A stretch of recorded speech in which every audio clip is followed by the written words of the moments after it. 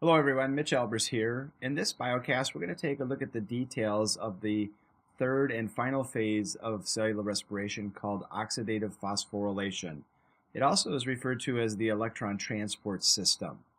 So to get started here, let's kind of take a brief overview of what we're getting ourselves into with how we're going to be producing a whole bunch more of ATP energy.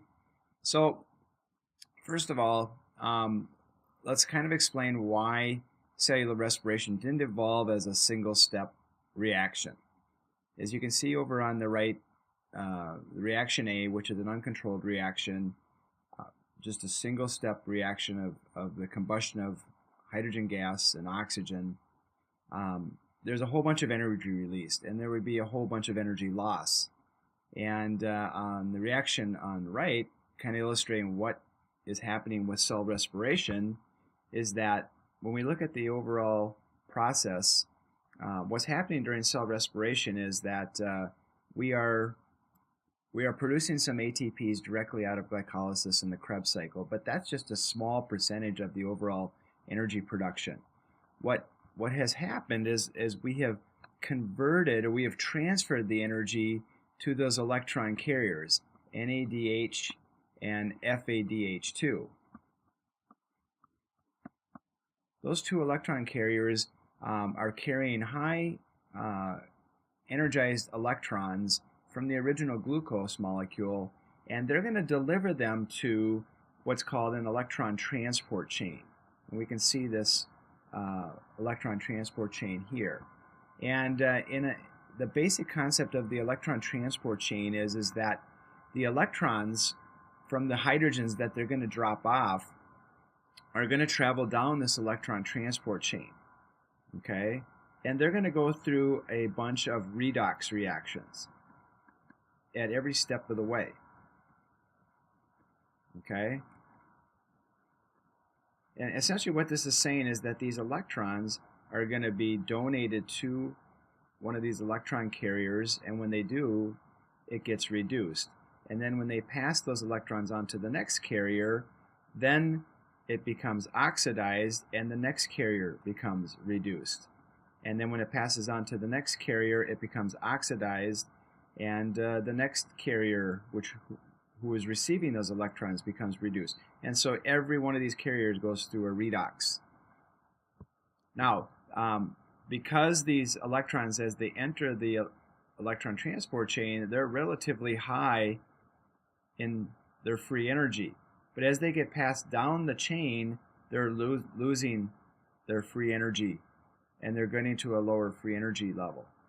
But not all that energy is lost. What we're going to see when we get into the details of the electron transport chain is that some of that energy that's being lost is going to be used to help generate ATP. Okay? And this is what we're going to call the process oxidative phosphorylation.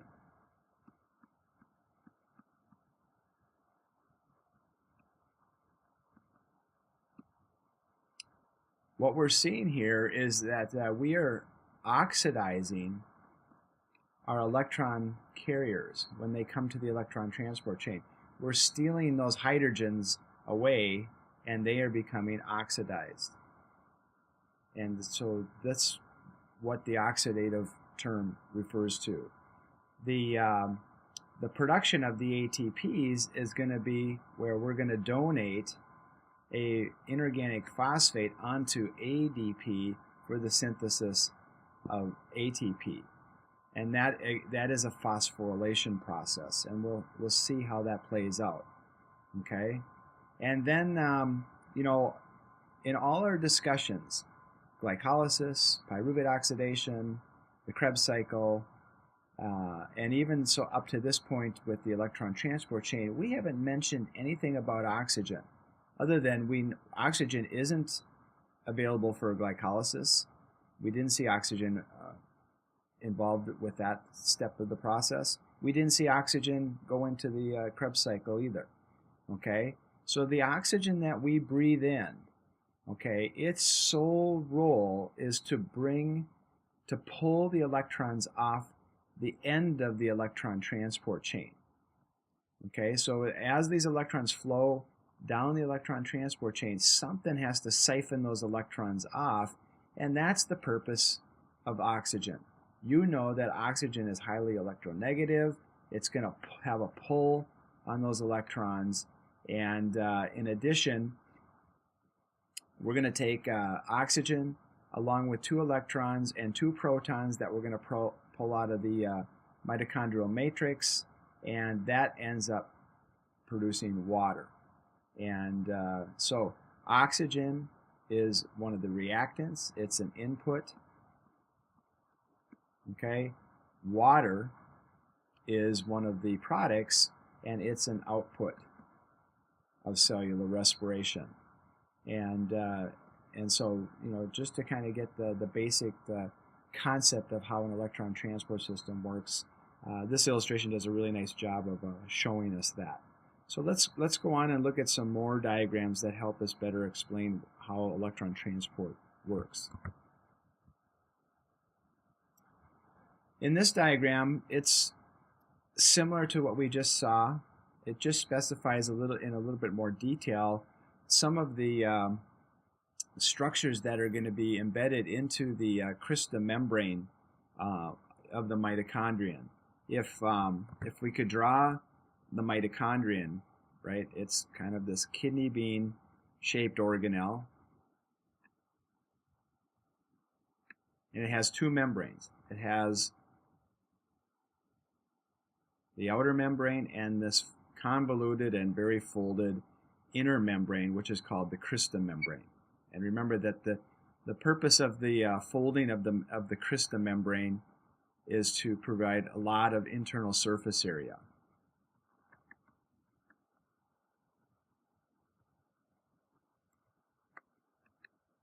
Okay, and so what you're looking at here is an electron transport system, and this electron transport system is embedded right into that crystal membrane. Okay, so these purple molecules are, some of them are proteins. We sometimes refer to them as cytochrome proteins, and they're going to be involved in the transfer of the electrons down the electron transport chain.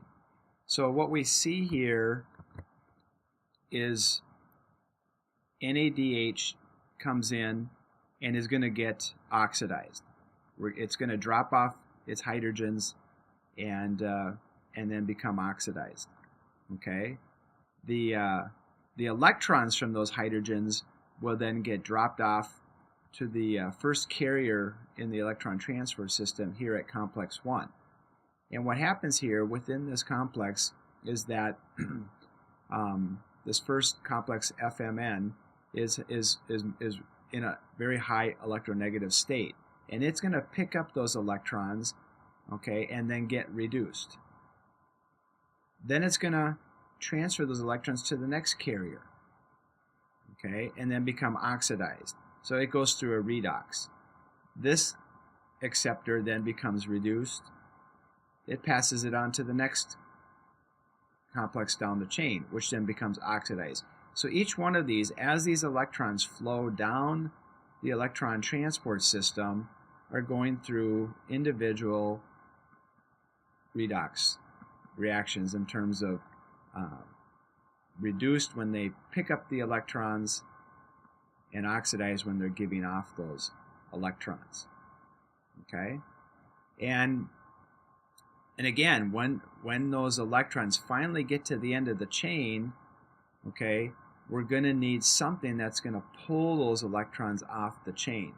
Because the idea is we want to keep a constant flow of electrons down the electron transport chain all the time. We cannot ever allow that this system is allowed to stop or get backed up. So the purpose of oxygen, again, is to constantly pull those electrons off, and again, combining oxygen and free protons that are in the matrix Okay, so this would be right in this region here, the matrix, the mitochondrial matrix. Those electrons coming off the electron transport chain combine with oxygen and a couple of hydrogen protons and form water. So interestingly enough, that all the oxygen that we breathe in, its job is to pull electrons off the end of the electron transport chain and ends up being water. The number one substance that makes up, we find in our cells and in our bodies. Okay. Now the other thing that this diagram doesn't show, that we're going to see in the next diagram, is that as these electrons fall down the electron transport chain, they are losing free energy. They come in at a high free energy level, they leave at a lower free energy level, but some of that energy that's being lost is going to help do some work, and that is for the synthesis of ATP. Okay, and we'll see the details of how that works in the next diagram. The other thing I want to point out is that there is a difference between NADH and FADH2. FADH2 doesn't enter the electron transport system at the same location or point. NADH comes in at the very top of the electron transport chain.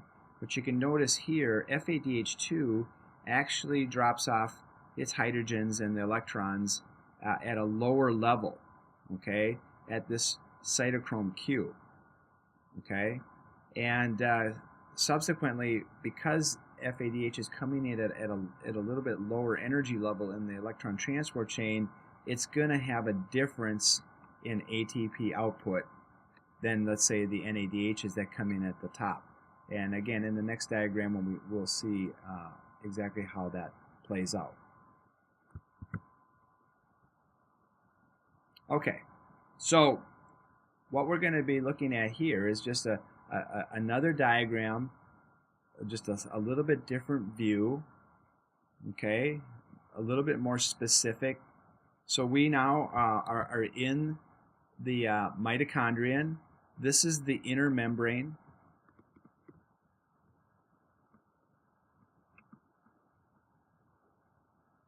Okay, this is the crista membrane. What we just indicated in the previous.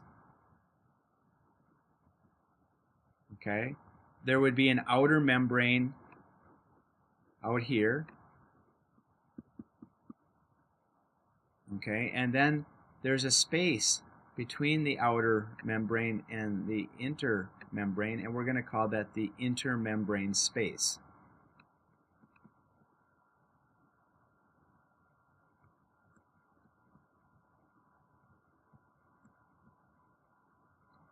This is the mitochondrial matrix here,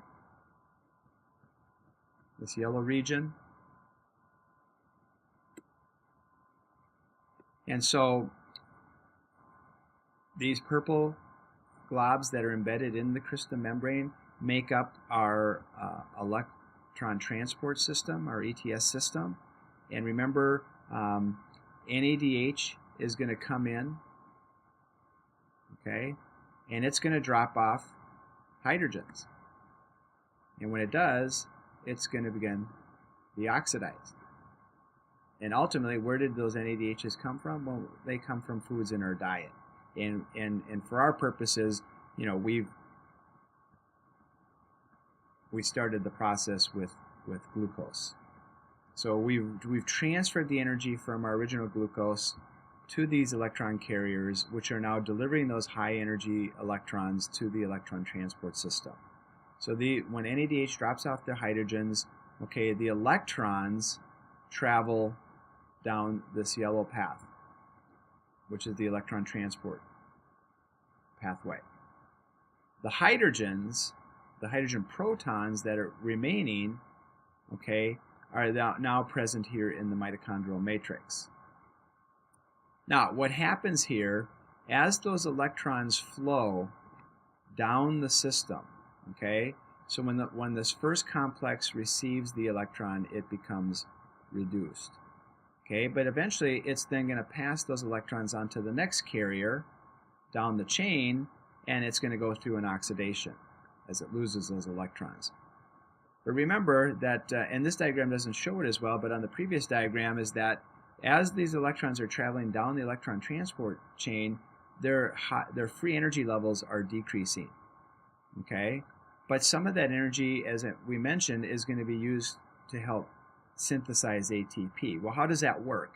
Well, so when this complex, first complex, for example, goes through this redox, what's going to happen is it's going to pump hydrogen protons from the matrix side of the membrane across the membrane into this intermembrane space region. Okay?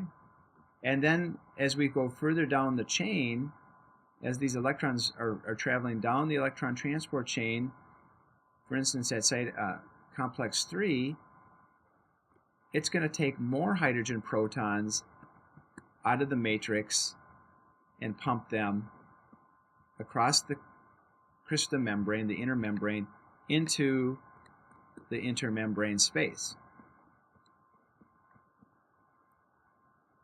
And likewise, as those electrons move further down the chain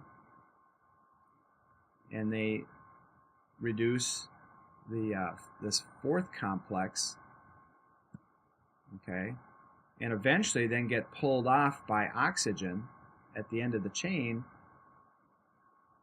more hydrogen protons will be pumped from the matrix side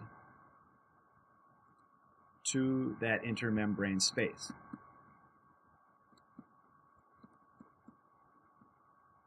Okay, and again, when those electrons get pulled off the end of the chain,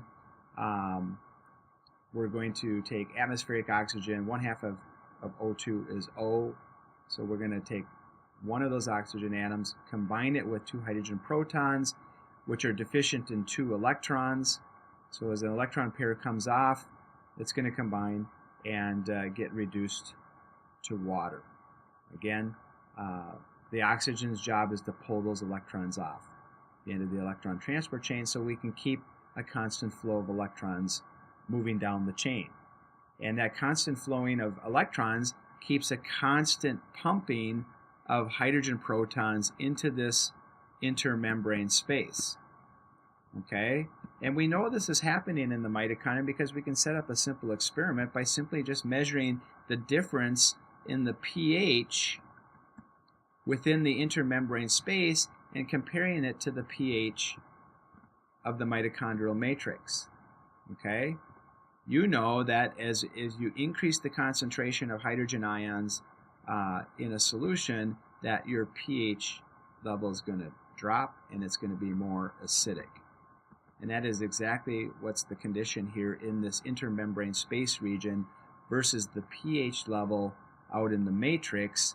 Because these hydrogen protons are moving out of this region, our pH is going to increase because that hydrogen ion is decreasing, and this region is going to be more basic in comparison. Okay? Now, what essentially has been happening is that this pumping of these hydrogen protons is creating a high energy potential.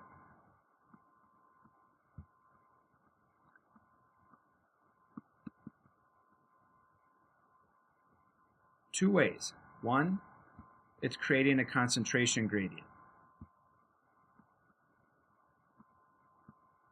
On either side of the membrane, we have a high concentration of hydrogen protons in this intermembrane space compared to a lower concentration of hydrogen ions in the matrix. Okay? And two, the second thing is that we're pumping a bunch of plus charges on one side of the membrane where there are less of them on the other side of the membrane. Okay?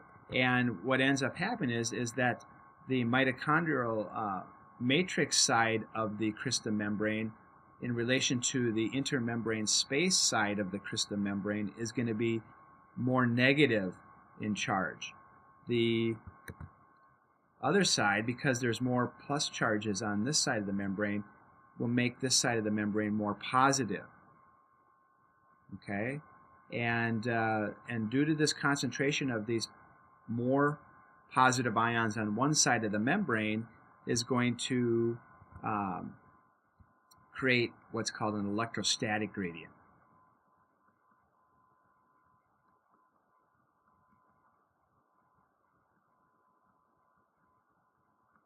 These two gradients, the concentration gradient and electrostatic gradient, are what creates a high energy potential. These hydrogen protons don't want to stay on this side of the membrane. They would like to diffuse back to the matrix side if they could. Okay, they're going to move down their concentration gradient.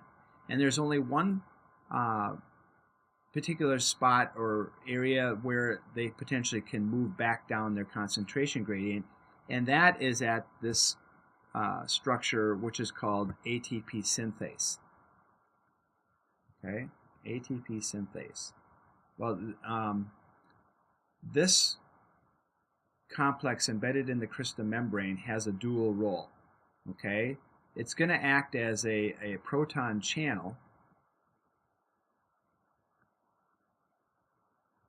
So it's going to be specific for allowing hydrogen protons to diffuse back down the concentration gradient back to the mitochondrial matrix side. Okay, so it's going to act as a channel. And two, you can see in its name, it ends in ASE. So it has an enzymatic function.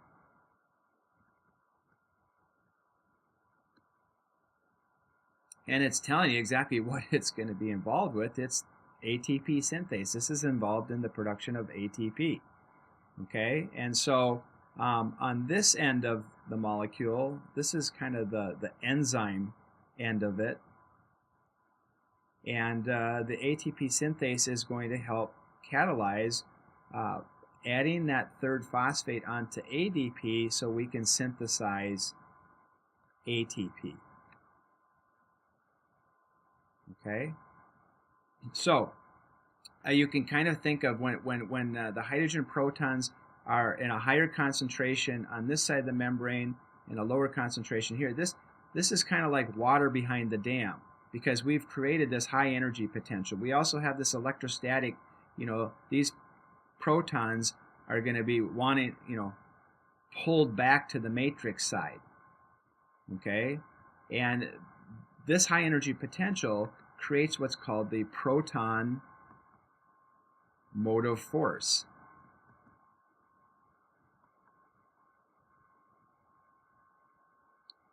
Again, we have a high potential energy. If we were to dam the flow of these hydrogen protons up, we're creating a high energy potential. But as those protons start to move through the ATP synthase channel, okay, and we'll look at specifically how this works, but they then leave that potential state and they're exhibiting their kinetic energy, and the kinetic energy of the hydrogen protons moving back to the matrix side is exactly what catalyzes, activates the enzymatic function of ATP synthase so that we can produce our ATP. Okay? And we call this process chemiosmosis. We all know what osmosis is. We talked about the movement of water molecules from a high water molecule concentration to a lower water molecule concentration across the selectively permeable membrane. The chemio here is referring to the hydrogen protons. Okay, this is like a chemical movement like osmosis, and specifically hydrogen protons.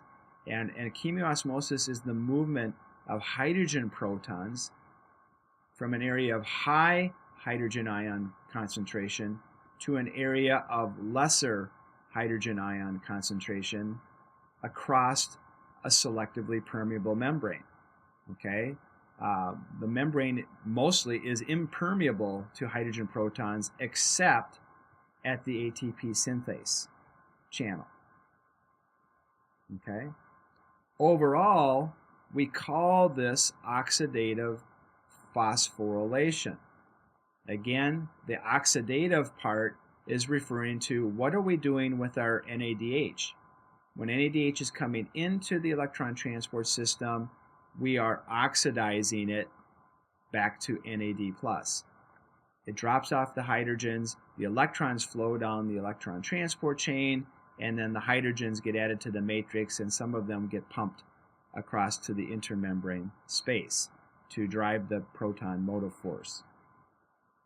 Okay, then lastly, I just want to point out that FADH2, okay, as we mentioned on the previous slide, doesn't enter at the same location, the electron transport chain at the very top. It comes in at a lower level here at what's called cytochrome Q. Okay, and so what ends up happening is that the FADH2s don't pump the same number of hydrogen protons into the intermembrane space as the NADHs do. Because the NADHs utilize this first complex, they're going to be pumping more hydrogen protons into the intermembrane space than the FADH2s, which enter at cytochrome Q, so we're going to get less number of protons pumped per FADH2 than comparing it to every NADH that comes into the electron transport system. So our ending ATP production for FADH2s is going to be smaller or less than for the NADHs. Okay? And, you know, when we try to conceptualize what's happening here during electron transport and chemiosmosis and how we're driving the synthesis of ATPs, that the energy conversion, when we say, we can get right down to it, how many for every NADH that enters the electron transport system, what is our ATP production for every NADH? Likewise, what do we get for every FADH2 in terms of energy production for ATPs? Well, to quantify that, we would find that, we're going to get X number of hydrogen protons pumped into the intermembrane space for every NADH and every FADH2. We're going to see more hydrogens pumped for the NADHs than the FADH2s. So we should see a higher energy production, okay? And, cell physiologists who've been studying electron transport systems and cellular respiration in detail, it varies from cell to cell and the conditions that the cells are under. The estimates are that every NADH converts about every 2.5 to 2.5 ATPs, every FADH2 to about 1.5 ATPs. So they're not whole numbers; they're fractions, if you will. And so to conceptualize, what we kind of do is, let's just 2.5. Let's round this up. I would say let's just, for kind of concept-wise, let's say every FADH2 is equal to 3 ATPs. Okay, every FADH2, we're just simply going to say that's equal to 2 ATPs. Okay, so NADHs will give us 3 ATPs, FADH2s will get us 2 ATPs, and so we do the final accounting for ATP production, that'll make it a little simpler to kind of get that figured out. But we just have to understand is that there's some variability in the ATP production that occurs here. And again, it all depends on the cell type and the conditions that those cells are under. And so let's look at the ATP synthase in a little bit more detail. But that, in a nutshell, is how this electron transport system works and how oxidative phosphorylation. And here we're getting a huge payoff. So we've transferred all this energy to those electron carriers, and when they dump these electrons off at the electron transport chain, we're going to see a much greater ATP production here during oxidative phosphorylation comparatively to just the couple of ATPs we got out of glycolysis and the Krebs cycle.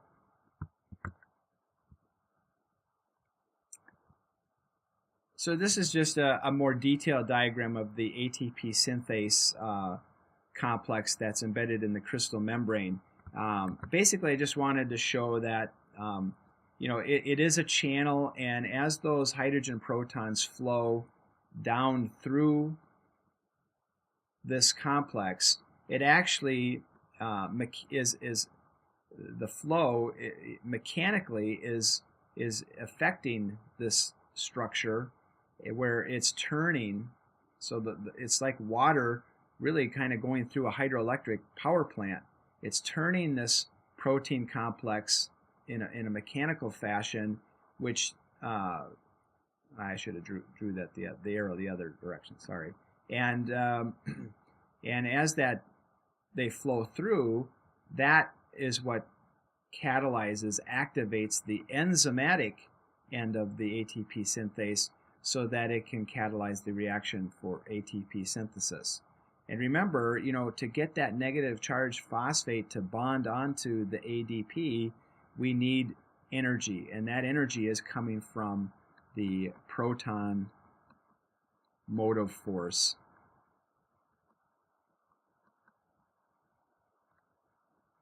From the electron transport chain.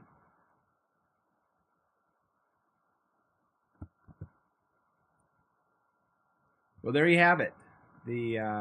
That's oxidative phosphorylation, the third and final step of electron transport system. In the next segment, what we're going to take a look at is the overall ATP production, and we'll also talk a little bit about some of the versatility in terms of the metabolic pathway, that there are other intermediates that can enter cellular respiration other than just glucose. And then we'll also take a look at some of the regulatory things that help keep cellular respiration going and up its regulation or down its regulation as it's occurring. So stay tuned and make sure you watch that video that will be following this.